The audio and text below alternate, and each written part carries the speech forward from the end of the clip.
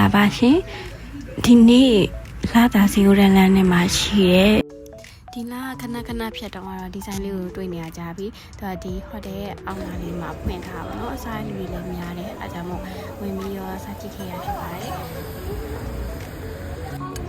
မွေးငါလာပြီးတော့ချပေးရဲ့ပကံလေးတွေကဟင်းရည်လေးပါတစ်ခါအဲ့လိုအိုးလေးနဲ့ချပေးရပါတော့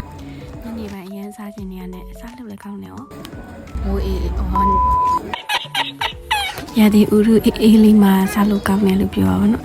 မွေးငါပုတ်လေးနဲ့မစိုးပါဘူးလက်ရလေးကောင်းတယ်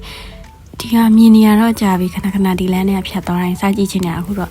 စားပြီးွားပြီးဈေးလေးလည်းမစိုးအဆင်ပြေရဲ့စားလို့လည်းကောင်းတယ်